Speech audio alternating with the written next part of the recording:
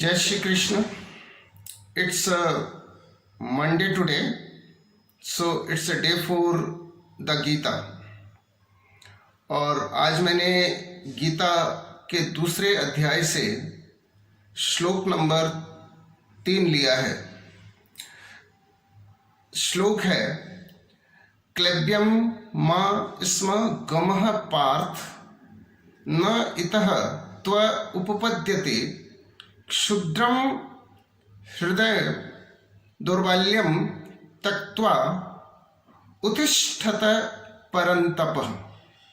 O Parth, it doesn't befit you to yield to this unmanliness. Give up such petty weaknesses of heart and arise, O vanquisher of enemies. भगवान श्री कृष्ण अर्जुन को अनमैनलीनेस यानी कि कायरता और क्षुद्रम हृदय दौर्बल्यम पेटी वीकनेसेस ऑफ हार्ट को त्याग देने के लिए बोल रहे हैं और साथ में उसे ये कह रहे हैं कि तू परंतप है, शत्रुओं को जीतने वाला है, इसलिए खड़ा हो जा और अपने कर्तव्य का पालन कर. डियर स्टूडेंट्स, बहुत ही महत्वपूर्ण श्लोक है गीता का ये. भगवान कृष्ण हमें ये संदेश देना चाहते हैं कि यदि आप जीवन में सफल होना चाहते हैं, यदि आपको एनलाइटमेंट चाहिए, तो आपको हृदय की दुर्बलता और कायरता से मुक्ति पानी होगी. आपको खड़ा होना होगा. जैसा कि अटल जी कहते हैं, टूटे मन से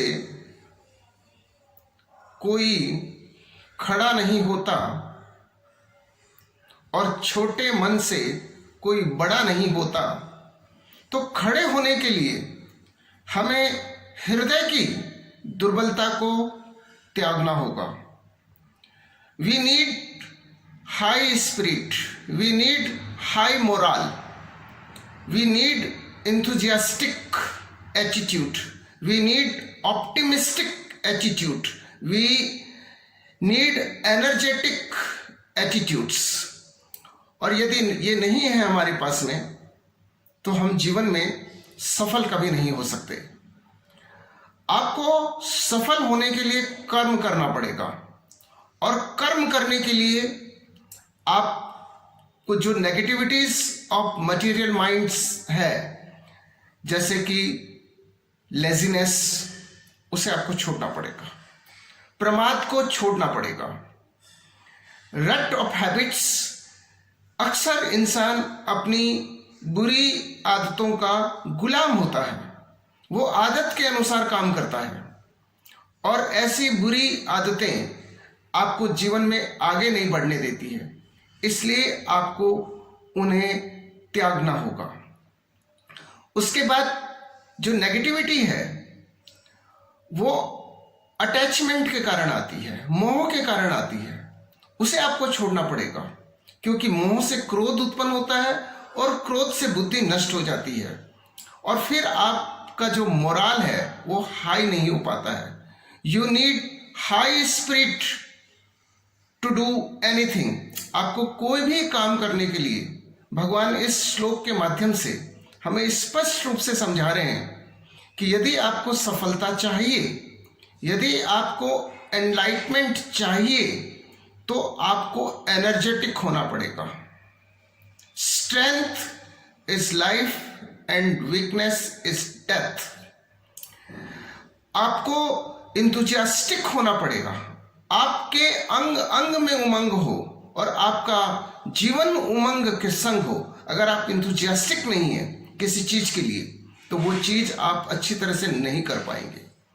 आपको ऑप्टिमिस्टिक होना पड़ेगा, आपको आशावादी होना पड़ेगा, आपको निराशावाद या नेगेटिविटी से अपने आप को बाहर निकालना होगा। यदि आप आलसी हैं, यदि आप पेसिमिस्टिक हैं, यदि आप वीकनेस फील करते हैं, तो फिर सफलता आपके लिए नहीं है।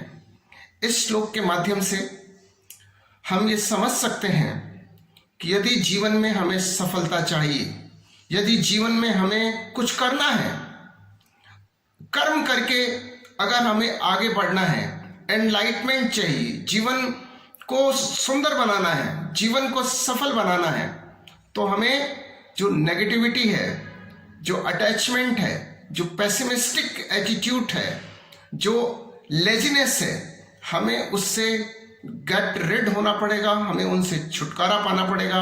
और हमें जीवन में 3 चीजों को महत्वपूर्ण स्थान देना होगा। नंबर 1 एनर्जेटिक, नंबर 2 एंथुजियास्टिक और नंबर 3 ऑप्टिमिस्टिक। अगर ये तीनों एटीट्यूड हमारे पास में है तो निश्चित रूप से हमारा जीवन सफल हो सकता है। और गीता का ये जो संदेश भगवान हमें दे रहे हैं, हमें इस रहस्य को समझना होगा। और हमारे आसपास जितनी भी नेगेटिविटी हमें घेर लेती है और हमें अपने कर्तव्य से विमुख करती है, हमें उन्हें छोड़ते हुए अपने कर्तव्य पालन के लिए उठ खड़ा होना होगा। क्योंकि टूटे मन से कोई खड़ा नहीं होता और छोटे मन से कोई बड़ा नहीं होता।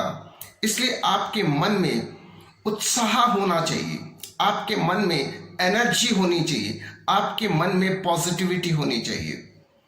जय श्री कृष्ण।